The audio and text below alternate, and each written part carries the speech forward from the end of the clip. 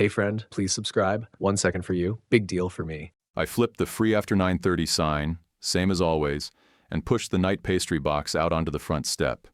Glazed twists, cinnamon rolls, cornbread, all still warm enough to matter. I locked the side door, turned the deadbolt with my left hand, and wiped the sweat off my neck with the dish towel I always forget to hang back up. The bell above the door gave one last soft jingle before the wind closed it.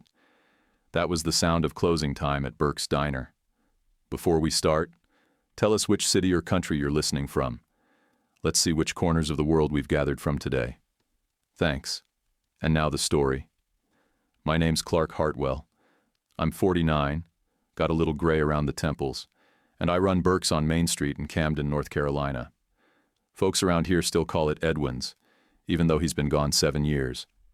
I never corrected them. Feels more honest that way. Edwin Burke started the night pastry box, said the world needed more bread and fewer grand speeches. He'd load up a cardboard box with whatever was left, set it out by the steps, and flip the sign.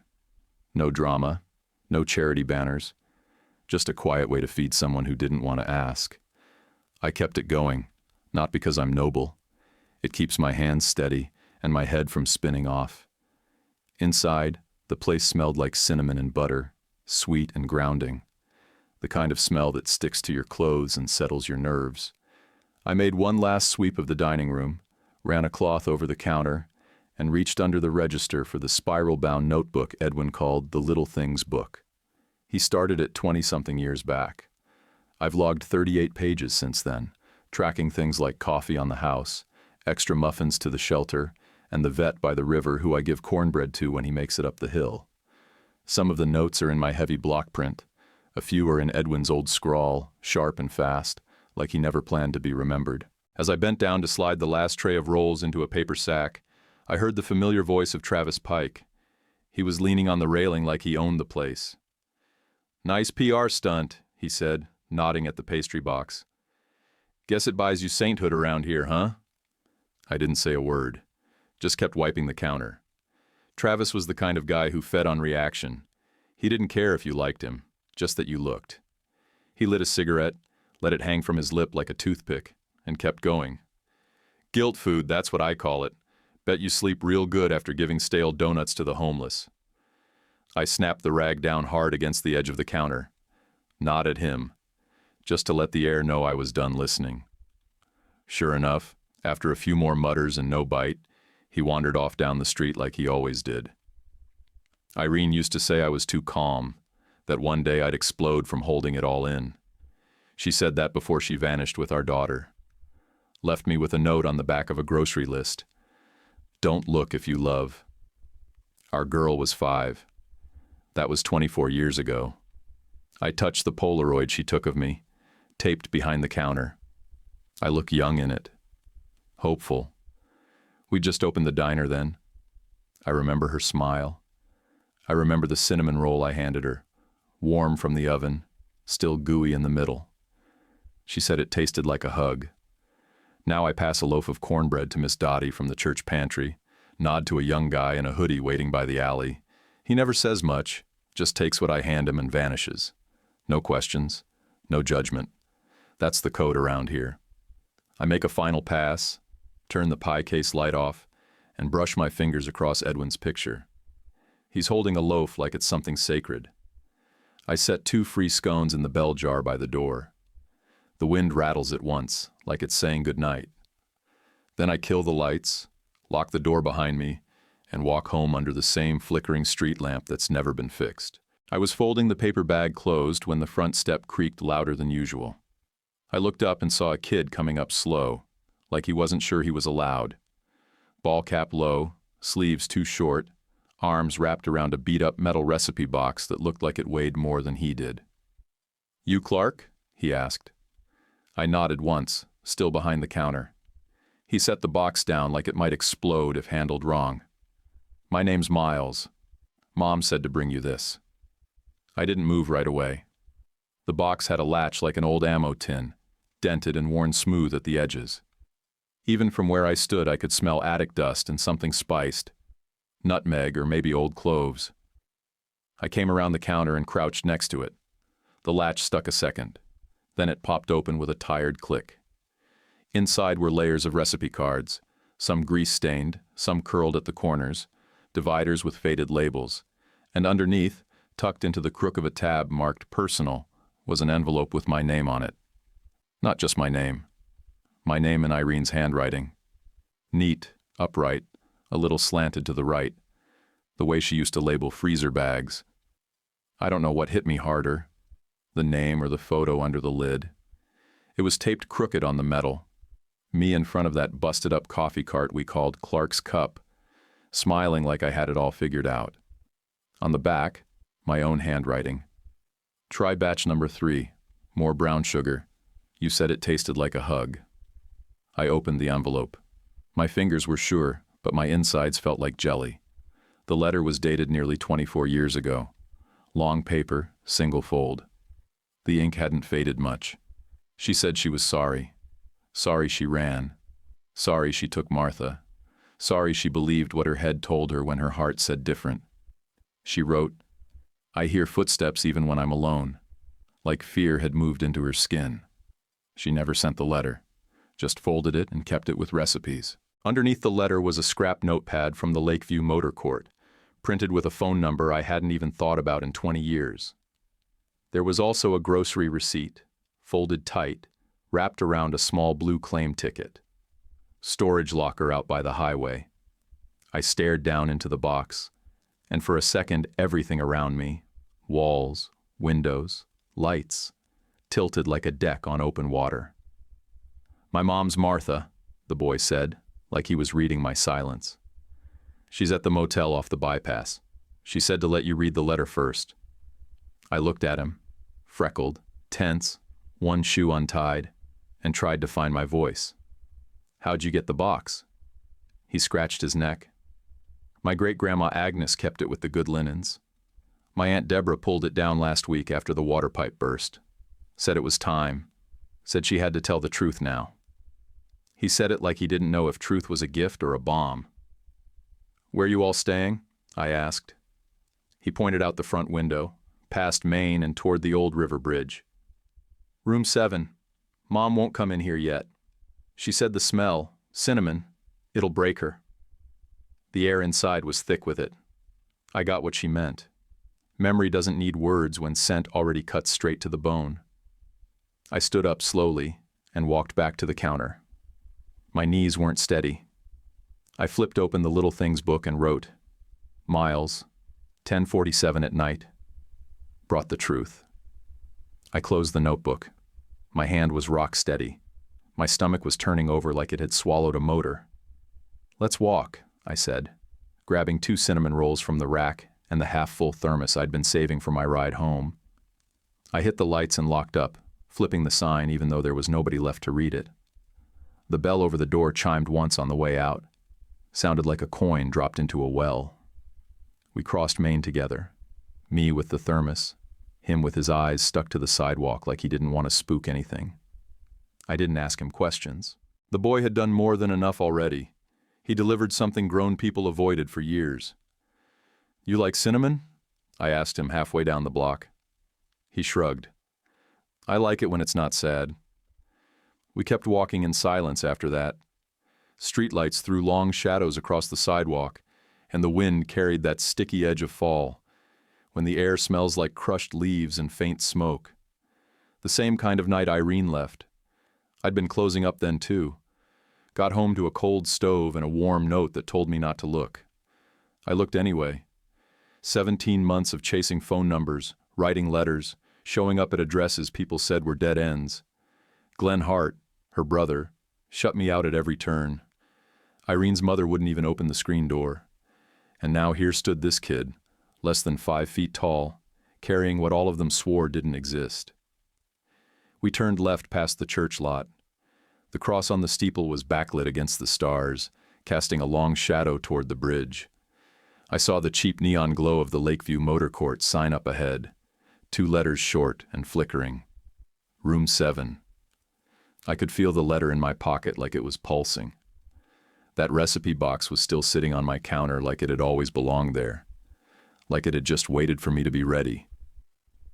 "Your mom okay?" I asked, keeping my voice low. Miles nodded. She didn't think you'd still be here." I looked down at him. "Yeah? Why?" He shrugged. "She said people disappear when the story gets too heavy." I let that sit between us for a minute. Then I handed him one of the cinnamon rolls. "She was wrong about that," I said. "Some of us don't move, even when the weight's heavy." We reached the parking lot and stopped in front of room 7. A single porch light glowed above the door. Miles didn't knock. He just looked up at me and said, "She's probably crying. She said she might cry." I nodded and looked at that number on the door like it was something holy. I didn't raise my hand yet. "You ready?" he asked. I looked down at him. "Not even a little." Then I knocked anyway. I knocked on the motel door and waited. My hand was still in the air when the porch bulb above us flickered and popped, the way lights do when weather's rolling in heavy. Miles looked up at the sky, then back at me. Storm's coming, I thought. Felt it in the air, thick, pressing, electric like old copper wire under wet fingers. I stepped back from room 7's door and said, "We'll circle back. First, I need to grab something at the diner." He didn't ask what, just nodded and fell in beside me like he'd been doing it his whole life. The walk back felt different, the kind of quiet that means something's building. Clouds hung low over Camden, swollen with whatever hadn't hit us yet. I could smell it in the asphalt. Thunder hadn't cracked, but it was nearby, pacing. We cut through the alley behind the diner, and I reached for the breaker panel. My fingers ran along the rim where I'd scratched my initials years ago, back when I was just a kid working dish. "I keep the generator key in the mop bucket," I said, flipping the lid open and pulling it out from under a pile of zip ties and old receipts. "Just in case the grid gives out." "Why not keep it in your pocket?" Miles asked. "Because habits keep me from falling apart," I said, not bothering to sugarcoat it. He didn't say anything to that, just watched as I checked the fuel cans, tested the switch on the panel, and ran a dry towel over the box like it mattered more than it did. We circled around front, and as we passed the window, I stopped at the photo wall. Inside the glass, just above the counter, was Edwin. Black and white print. No frame, just scotch tape and time. I put my palm flat against the window, over his picture. "That's Edwin Burke," I said. "Big man. Hands like gravel. Eyes like mercy. He found me bleeding from the inside and taught me how to bake bread." Miles looked at the photo. "Like, you were hurt?" "Yeah," I said.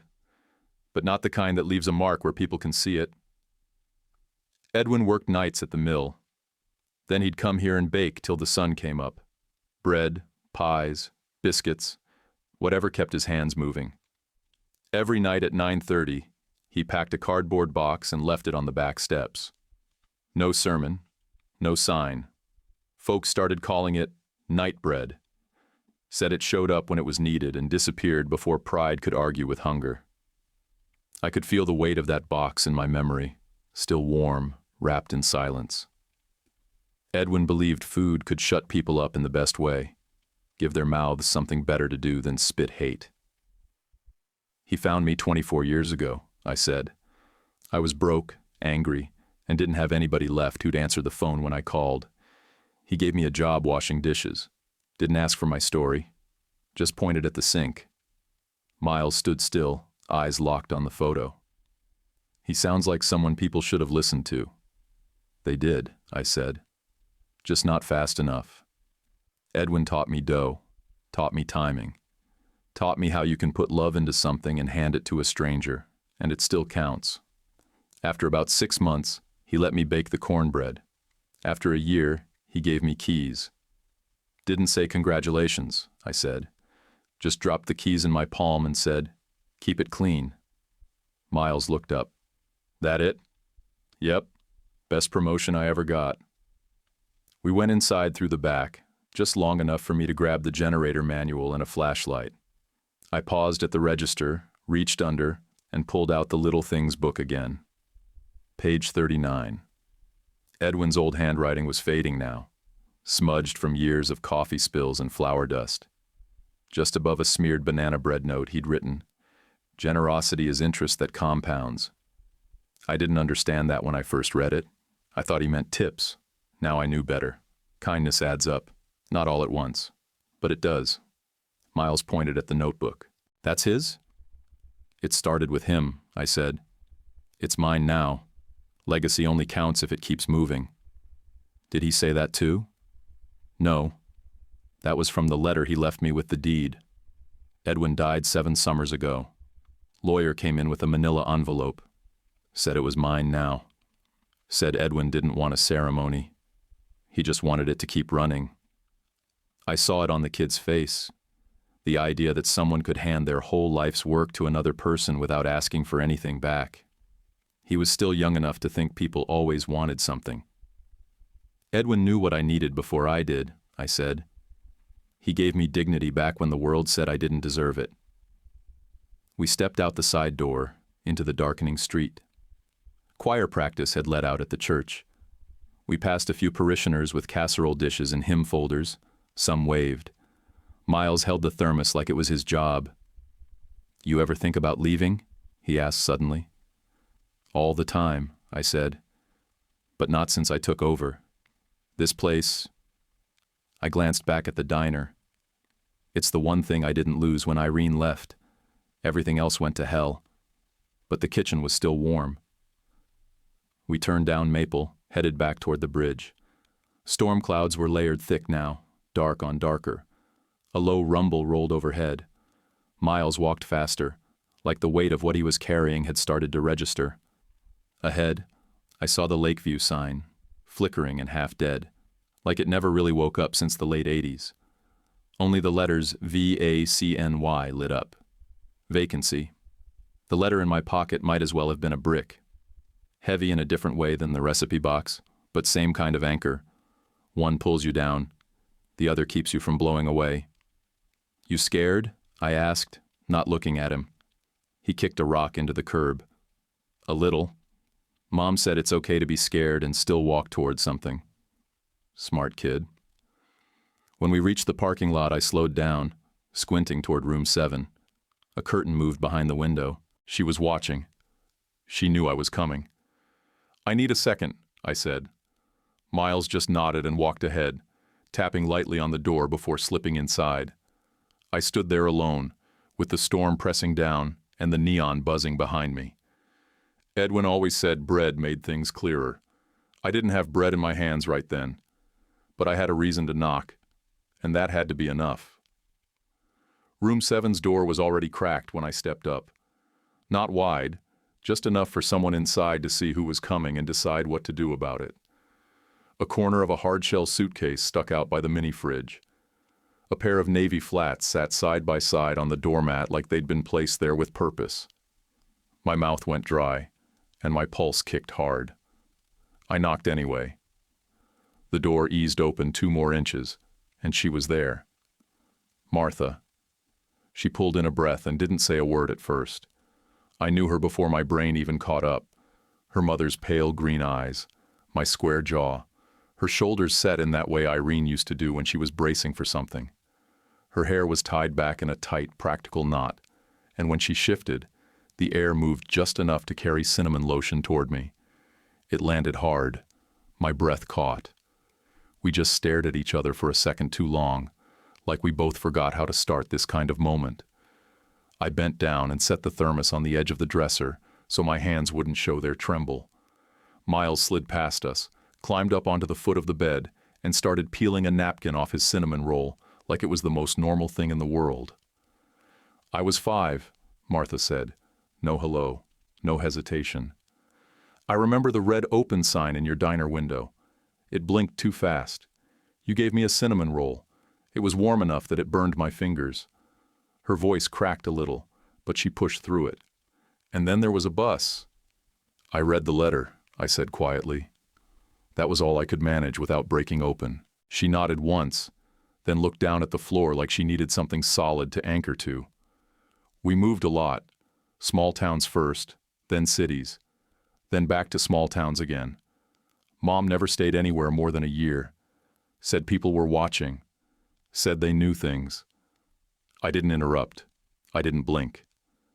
She told me you were dangerous, Martha said. That you didn't want us. That you hit her once. Her throat moved as she swallowed. But she never had proof. No police. No reports. Nothing. Just stories that got meaner the more scared she got. I felt my hands clench, not out of rage, but out of the need to hold on to something so I didn't come apart. I'm an office manager now, she said, trying to make it sound like she was telling me about the weather. I track things for a living. Contracts, legal mail, document logs. Paper doesn't lie. She reached into her coat pocket and pulled out a folded sheet. I found your P.O. box records. You paid for it in Greenville for 7 months after we disappeared. I found the money orders, mailed to my grandmother's address. I even found the logs at the post office, letters in your name that got marked as undelivered. Not returned, just never handed over. I nodded, my throat too tight to speak. She sat down on the edge of the bed, staring at the receipt in her hand like it was evidence in a case she'd been waiting her whole life to crack. I'm not asking you to choose, I said finally. I'm not trying to pull you away from what you remember. I'm just asking you to know the rest of it. Not my side. The whole thing. Her lip shook, and she bit it hard to stop it. I never stopped trying, I told her. I knocked on every door I could. Glenn Hart shut me down cold. Wouldn't even say your name. I left letters on his porch, notes with your grandma. I called every number I had until they stopped working. At some point it was just hurting people to keep asking. She stared at me with wet eyes. Grandma Agnes always looked through me when I brought up your name. I used to think she didn't know anything. Now I think maybe she knew too much. She smiled without her eyes, I said. She told me to let it go. Martha exhaled like she'd been holding her breath for years. Mom passed 4 years ago. It was a small place near Raleigh. Nothing special. No funeral. Just a nurse calling me about a box of her things. My chest got tight again. I didn't speak. She kept the recipe box. That's where the letter was. Aunt Deborah took it home after the house got packed up. Said it was family stuff. We never opened it until last week. That box is the only thing that made it back to me, I said. Everything else hit a wall.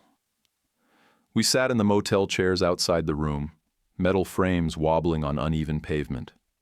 I poured coffee into 2 paper cups from the thermos. The sky had gone darker, and the streetlights made everything look older than it was. Miles swung his feet on the bed, half listening, half lost in his own world. He watched the parking lot like it might tell him what to feel. A slow line of rain started moving in across the asphalt. First mist, then dots, then a steady patter. You could see where the storm was touching down by how the light bent.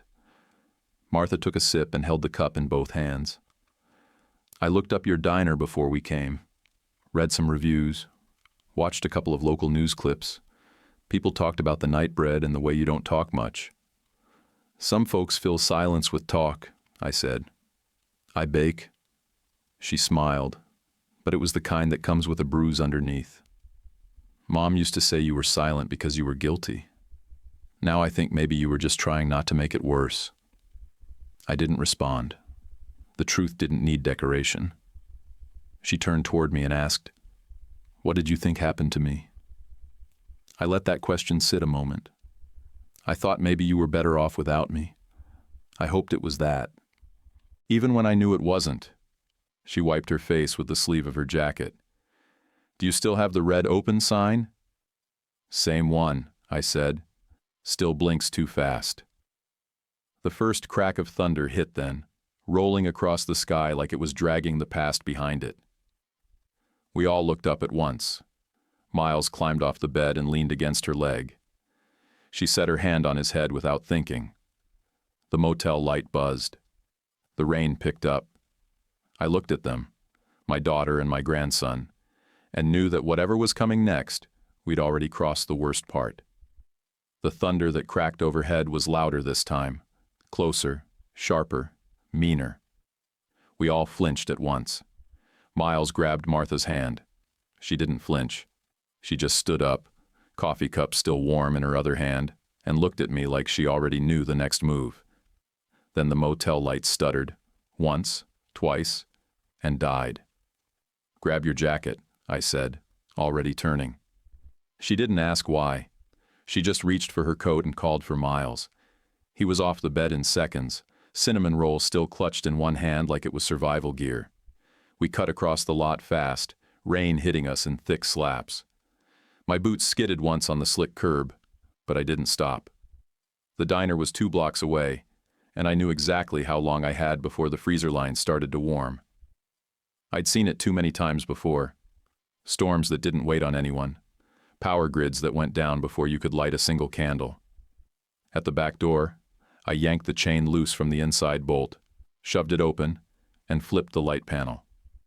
Nothing. The whole strip was out. I hit the breaker box with the side of my fist and reached under the shelf for the generator key. "Hold this," I told Martha, handing her the flashlight. I popped the lock on the panel and pulled the cord. The generator coughed once like a smoker waking up, then caught on the second pull. The low rumble of it kicked in steady, a sound I'd trusted more than most people in my life. I flipped the inside circuit and heard the fridge compressor growl back to life.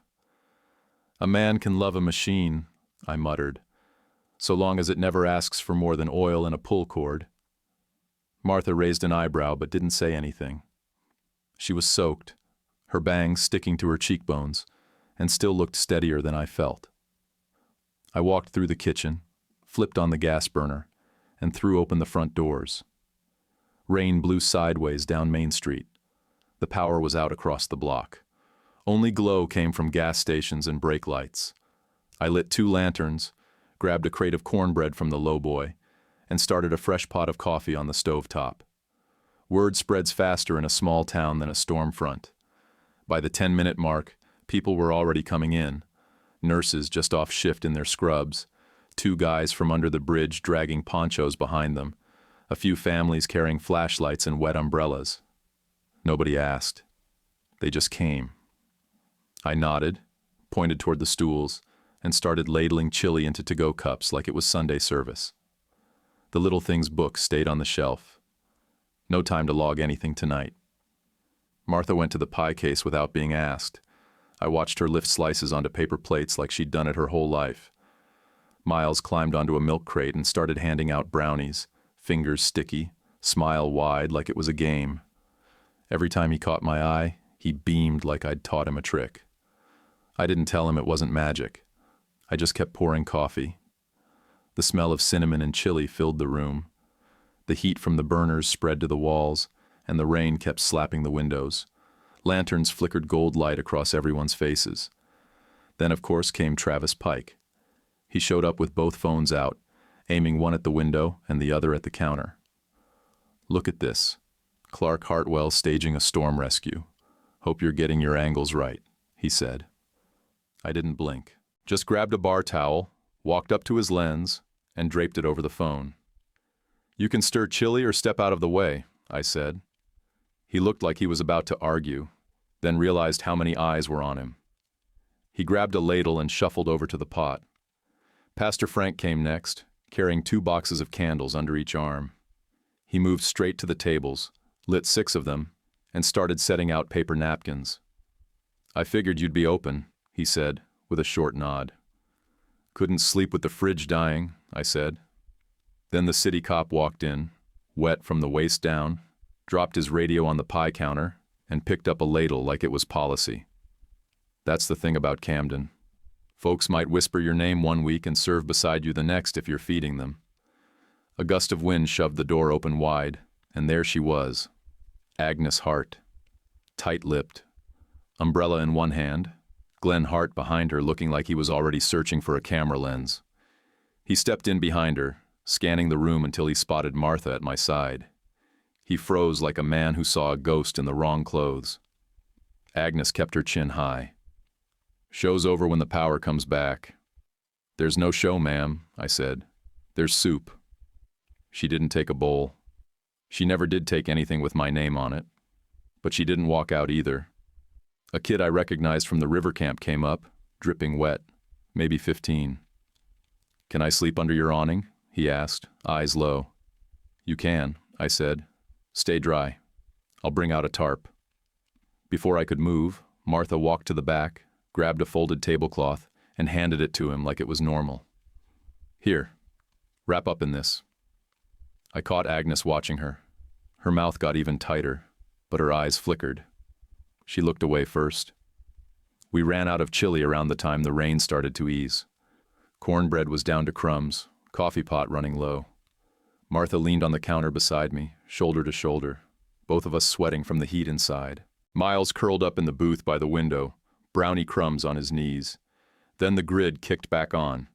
The fridge roared, the overheads blinked once, then held. Somebody cheered, a couple clapped, the rest just exhaled. I dropped down onto the prep stool, apron soaked, shirt stuck to my back, feet like cinder blocks. And for the first time in years, I felt still. Not calm, not happy, still. People saw what I did when the lights went out. They saw who stood next to me. That'll count for something once people stop talking. Maybe not everything, but something. The next morning smelled like wet grass and power lines. The storm had passed, but the air still carried it. Low pressure, thick with leftover tension. I drove with Martha and Miles out to the edge of town, where the self-storage units sat in a row of rust-colored boxes, squat and silent behind a sagging chain-link fence. The manager was already out front when we pulled up. Clip-on sunglasses, coffee in one hand, bolt cutters in the other. Martha handed over the claim ticket from the recipe box, and he looked it over like he'd seen a dozen just like it this month. But his eyes paused when he saw the name. "Belong to Irene Hart?" he asked. Martha nodded and handed him her ID. "That's enough," he said, tapping the paper with his pen. "Claim ticket plus an heir is all I need. Been sitting unpaid for a long time." He signed off and motioned us down the row. Unit B11, red lock. We walked in silence. Miles kicked a rock along the gravel while I counted doors. The lock was rusted halfway through, paint flaked off in jagged curls. The cutter hissed once and popped the lock with a sharp snap. The door groaned up, and the smell hit me like a slap. Dust, mildew, and something deeper beneath it. Old spice, paper rot, a hint of dried flowers or something that used to be sweet. Inside were boxes stacked like bricks, most with masking tape labels in Agnes's neat cursive. Linens, church, Irene, personal. One crate had a strip of yellow duct tape with Martha's room written in faded ink. Martha froze just inside the door. Her fingers brushed the edge of the crate but didn't open it. "You okay?" I asked. She didn't answer. Just nodded once and stepped back, like she needed to take it in piece by piece. We started slow, top boxes first, old church bulletins, a 25-year-old Easter program with pressed flowers taped to the cover, baby photos in a blue envelope, Irene's handwriting on the back of each one, Martha in a swing, in the tub, in a Halloween costume with crooked wings. Then I saw them. 3 manila envelopes, buried under a stack of holiday napkins. My name printed in bold across the front. My old address on the corner. Postmarked from towns I remembered. Burlington, Hendersonville, Charleston. None of them were opened. I took them in both hands, careful, like they might fall apart. My pulse thudded in my throat. Behind a stack of hymn books was a shoebox labeled receipts. Inside were return to sender slips, dozens of them, curled at the edges. 2 money order stubs were paper-clipped to the lid. My signature, my handwriting, my attempt to feed a family I wasn't allowed to find. I remembered standing at the post office window 20 years ago, hands trembling, begging the clerk to double-check the address. She looked at me like I might yell. I didn't. I just paid and walked out with my stomach hollowed out. Martha held the shoebox. Her face didn't move, but her eyes filled anyway. "Mom said no one tried," she whispered. "Said we disappeared and nobody noticed." I didn't say anything. I couldn't. Truth had already landed. No sense trying to kick it back up again. Then she opened a tin-marked kitchen. Inside were cinnamon sticks, bundled in twine. The kind you can't get from a store anymore. I knew them. Bought a whole crate once at a bulk auction. Edwin used to grind them down for pie crust. I always kept a few in my apron pocket. Martha held one to her nose, closed her eyes, and whispered, "I remember." I watched her shoulders fall, not like defeat, but like a tension finally exhaled. From the corner of my eye, I caught movement. A county truck pulling into the lot. Glenn Hart stepped out, hands on hips, boots crunching over gravel. He didn't even look surprised to see us. "You digging up bones for sport, Clark?" he said, standing in the unit's doorway like he owned the light coming through it. He turned his eyes on Martha. "You don't want what you think you want." Martha didn't flinch. She stood taller. I stepped between them. "We're closing a circle that never got closed. That's all." "Lot of pain behind that door," he muttered. "No sense dragging it back out." I was about to speak when the manager came around the corner with his clipboard, saw Glenn standing there, and stepped up. "You with this account?" "No," Glenn said. "Then I'm going to need you to step back. Rules are rules." The manager's voice wasn't angry, just final. Glenn stared at me another second, then turned and backed up 4 steps. But he didn't leave. Martha moved deeper into the unit and pulled down a crate marked letters, private. Inside was a bundle of envelopes tied together with a burgundy ribbon. A note sat on top in Irene's handwriting. "To be read when I am well." Martha traced the letters, then tucked the bundle carefully into her tote. "There's no when left," she said softly. Behind a box of old church cookbooks, I saw something half covered by an Afghan. I pulled it out and blew dust off the lid, a cedar chest. The brass latch stuck, but the key was taped underneath in brittle Scotch tape. The tape cracked in my fingers like it had been waiting for someone else. Inside, notebooks, ledgers, receipts, Agnes's handwriting, stiff and precise. Dates, postmarks, initials. Next to most entries was a single word, hold. I flipped to the back. A tab was marked Deborah. Martha leaned over my shoulder and pointed. 8 entries. Beside them, delivered to Deb for safekeeping. Martha pressed her fingers to the edge of the page like she needed to feel it to believe it. "I thought Deb didn't know anything," she said. "She knew," I said, and she held it. I stood up too fast. The unit spun for a second, and I caught myself on the frame. My whole body felt like a wire pulled tight. "We're going to Deborah," I said. "Today, before noon." Martha nodded, already stacking the letters. Glenn watched us carry the boxes to the truck, jaw clenched like he wanted to say something but knew it had come out wrong. He didn't say goodbye. He just stood there, boots planted, arms crossed, like a man watching a wall come down. Saturday morning, the county fair came alive on the east lot across from the river. You could smell the kettle corn from 3 blocks out. Tractors lined up near the livestock pen. Booths with ticket buckets popped open like old toolboxes, and the air was thick with hay, grease, and cotton candy. Kids darted around with face paint half melted in the sun. The pie contest banner hung between 2 utility poles, slightly crooked like everything else around here that still worked fine anyway. I set up a small folding table for the church fundraiser, coffee urn, hand pies wrapped in wax paper, a tip jar with a cardboard sign that said donations go to roof repairs. Martha stood beside me, neat in a short-sleeved blouse and clean jeans. From a distance, she looked like just another church helper. Up close, she looked like someone trying not to tip the whole world over with one truth too many. Miles helped for the first 20 minutes, handing out napkins until he spotted the petting zoo and bolted. I didn't stop him. He needed to run like a kid, not carry the weight like he'd been doing since the day he brought that recipe box through my door. Then I saw Glenn. He walked onto the pie contest stage with a mic in one hand and a blue clipboard in the other, working the crowd with a fixed smile. His shirt had a county logo on the chest, tucked in too tight, and his belt buckle gleamed like he shined it just for today.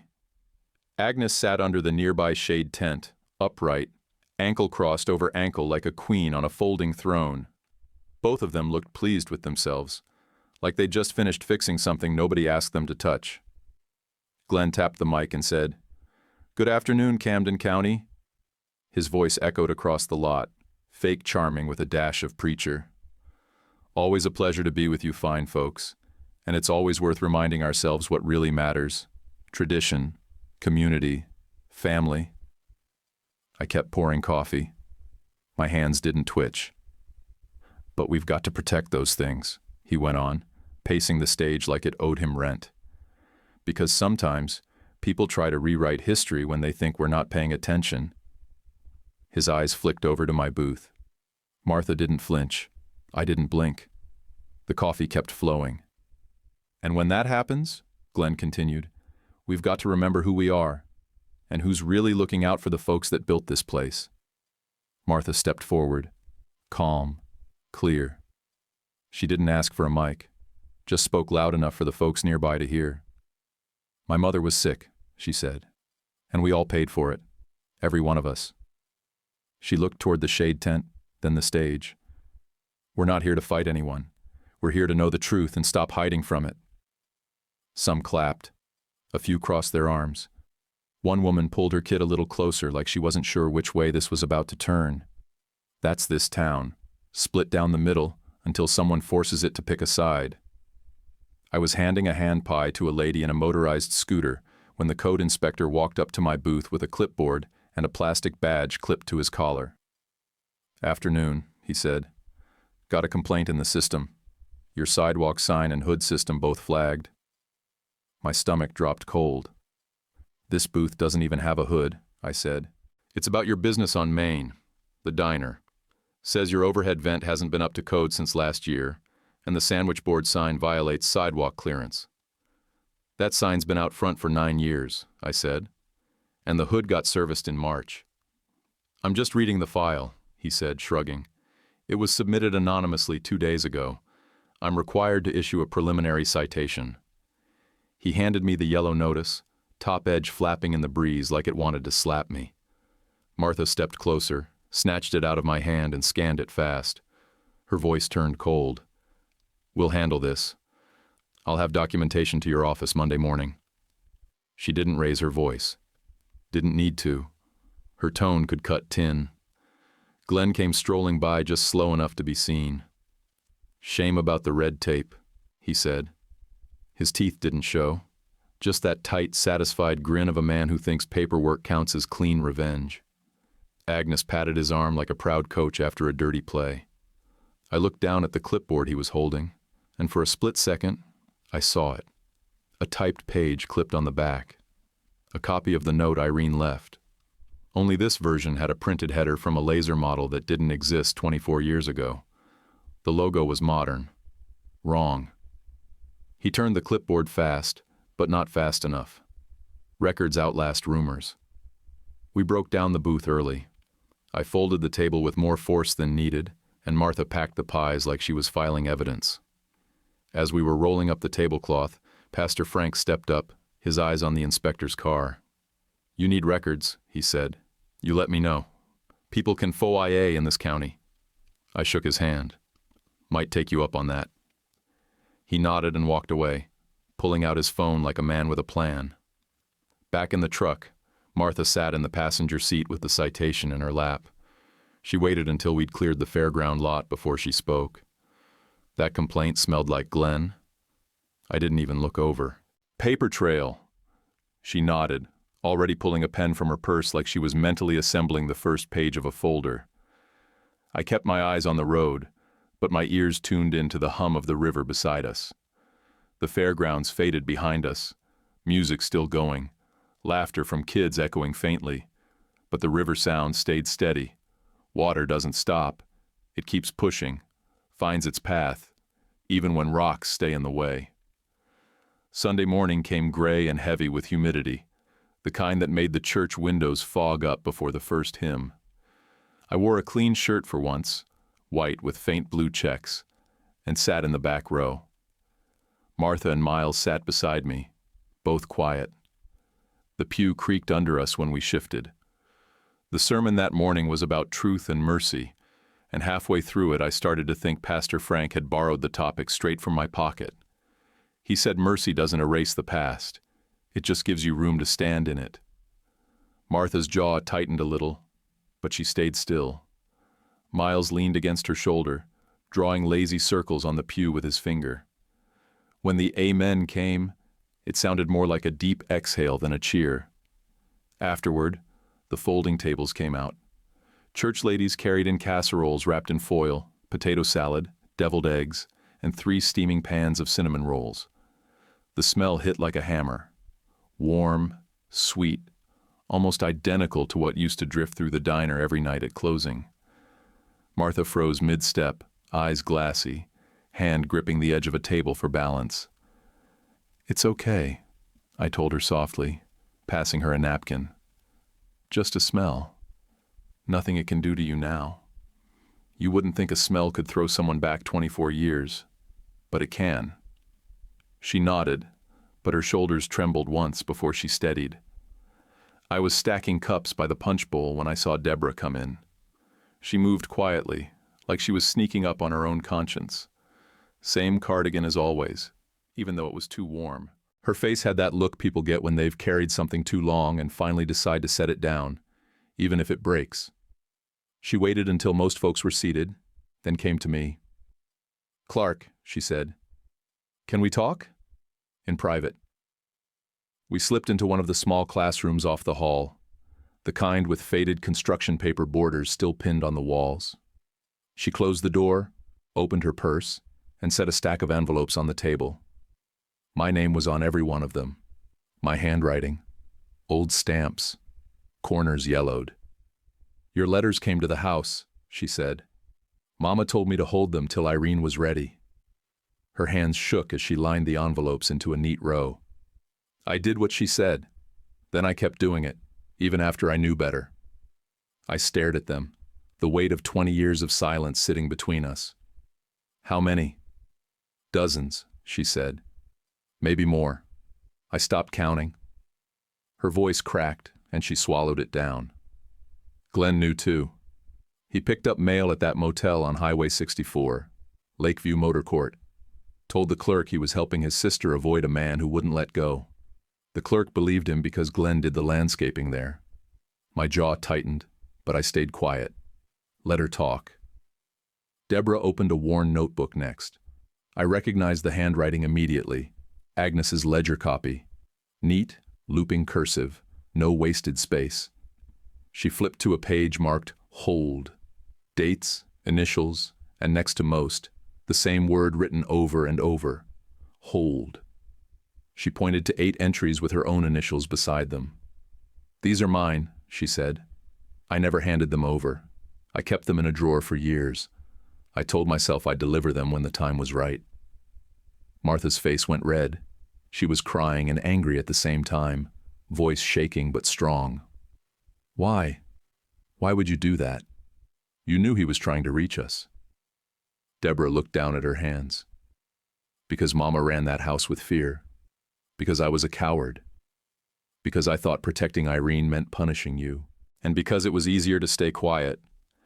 Then she reached into her purse again and pulled out one more thing. The note. The real one.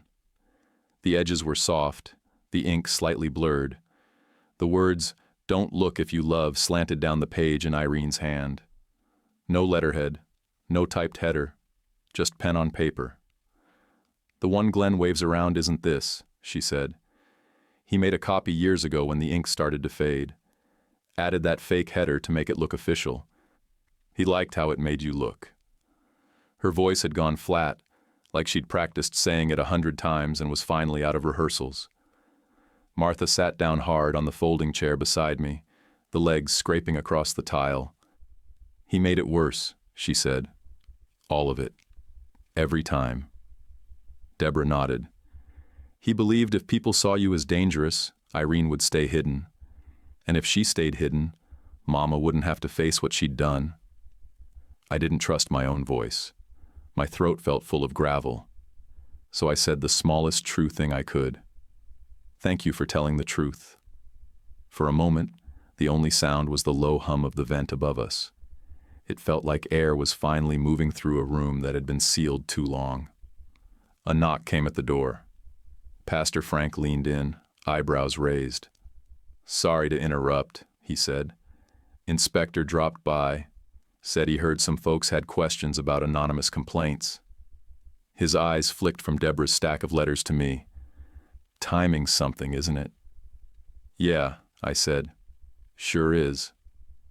We gathered the envelopes in the ledger, stacked them careful like fragile glass, and carried them back toward the fellowship hall. Martha held the note with both hands like it was a live thing.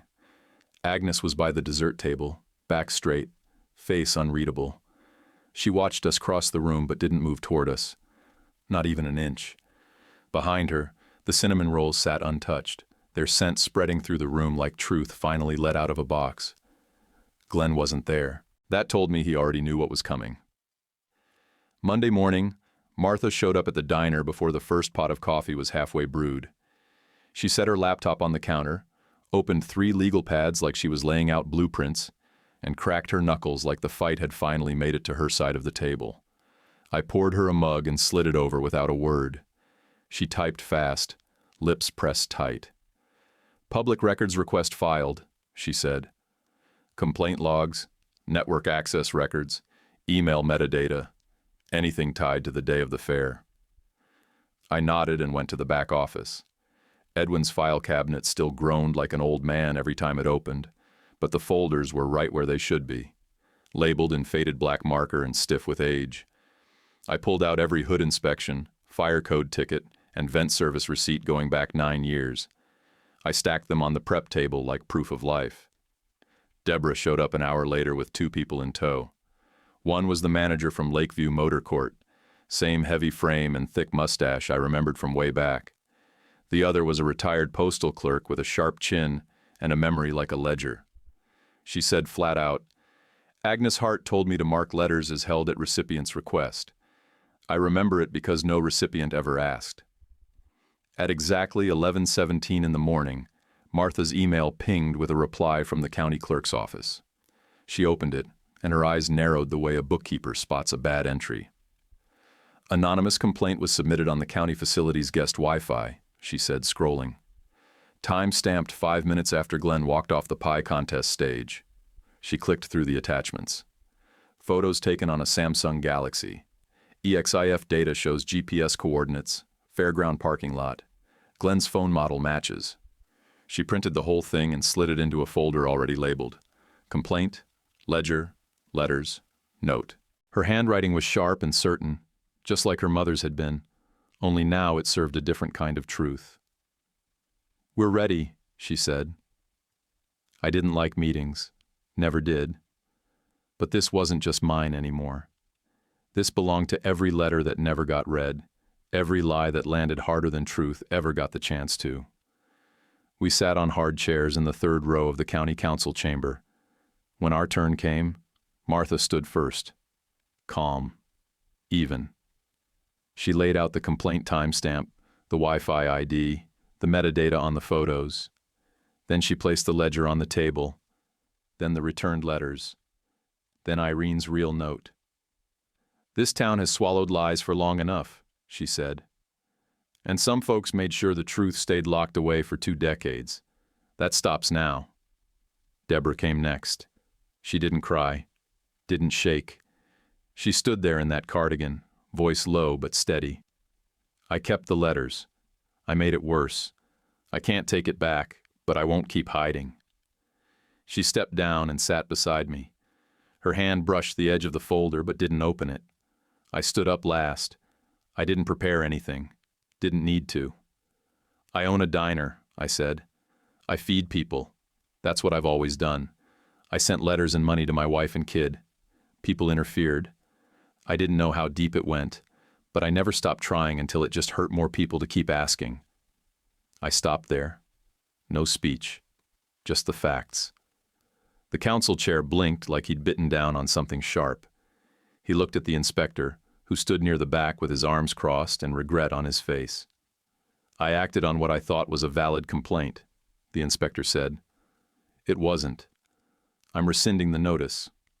I'm also sorry about the timing. We stood, picked up the folder, walked out without looking back. Halfway down the hall, a county procurement officer, one of those guys with slick hair and dress shoes too shiny for this town, stopped Glenn right by the elevators. His voice was low, but his tone wasn't. Your courthouse landscaping contract is under review for ethics violations, he said. You'll be contacted. I didn't break stride, just kept walking. By dinner time, word had already moved down Main Street faster than lunchtime gossip. Glenn's name came up in whispers, then full sentences. Nobody shouted. Nobody needed to. This town understands paper. They know what it means when the pages stack up too high to ignore. We didn't celebrate. We didn't toast or throw a party. We went home and made sandwiches. After dinner, I flipped open the Little Things book and added one line at the bottom of page 42, told the truth, and stayed standing. It wasn't revenge, not the kind you see in movies with explosions and screaming. It was better. It stuck. We hung the new photo right beside Edwin's. Me, Martha, and Miles behind the counter, flour on our shirts, arms smudged, and something real in our faces. Not polished, not posed, just honest. I looked tired in it, but not hollow. Martha's smile is small but full, like someone who finally made room to breathe. Miles is mid-laugh, a brownie in one hand and a whisk in the other. It belongs there. A month later, a plain envelope showed up in the diner mail. Handwritten, no return address. Inside, a notarized letter from Agnes Hart, releasing all claim to the contents of the cedar chest and the storage unit. Tucked in was a single post-it with 4 words in block print. It's yours. No signature, no apology, no explanation. Just a cold transfer of ownership, like she was clearing off a kitchen counter. I didn't need anything more. I took what was owed and left the rest in her silence. Glenn still ran his landscaping crew, but the courthouse contract was gone. I saw him twice after that, once in the parking lot, once standing just inside the diner doorway like he wasn't sure if he came to order coffee or reclaim his version of things. Both times he walked away. I was grateful for the door and the distance it gave both of us. The letters Irene wrote, some to me, some to Martha, and some she never sent to anyone, went in a small cedar box on my top shelf. I didn't rush through them. I wasn't looking to drown. I read one every so often, usually on quiet nights after closing, when the kitchen was clean and the world had stopped asking anything of me. Each one was a wound and a bandage. On Sundays, I still took the back pew. Pastor Frank always nodded, same as ever. Deborah sat 2 rows ahead, shoulders lower than they used to be. Some mornings she'd turn around and hand Miles a peppermint without saying a word. We didn't make a thing of it. Some repairs don't need narration. At 9:30 every night, I carried the night pastry box to the steps. Martha and Miles helped on Fridays. That turned into a ritual of its own. Miles liked giving out the rolls. He'd pick who got what like a kid dealing cards. My grandpa made that, he'd say, handing off a twist or a scone. And he said it like it was gospel, like he knew it in his bones. One evening he added, he taught my mom how to make pie crust too. Then looked up at me and said, and she's going to teach me. It hit harder than any letter ever could. The next fall, we set up a table at the fair again. Smaller, simpler, no speeches, just coffee and cinnamon rolls. The smell used to trigger Martha, knock her backward into things she couldn't explain. That year she smiled when the scent hit. I remember, she said, and I'm okay. I believed her. The inspector started stopping by for coffee every few weeks. He always paid full price, left a decent tip, and never mentioned the complaint or the meeting. I didn't bring it up either. We both knew what the paper said. Didn't need to say it again. I kept writing in the Little Things book. Edwin used to say a man needs a ledger to keep himself honest. Turns out it keeps you grateful too. Page 41 reads, Storm opened the doors. Truth held them. If there was any revenge in what happened, it didn't look like fire or shouting or cameras. It looked like time, like showing up every day when people expected you to quit, like standing still while someone tried to move you off your spot. Folks saw who fed them when the lights were out. They saw who played games. We didn't win big. We made it right enough to live with. That's all a man like me needs. What would you have done if the truth that could clear your name took 20 years to surface? If this story hit you, leave a comment, share your thoughts, or just write "great story" to support the channel. And don't forget to like and subscribe. It means the world to us and takes only one click. YouTube picked this for you. Tap it. Let's see if they guessed right.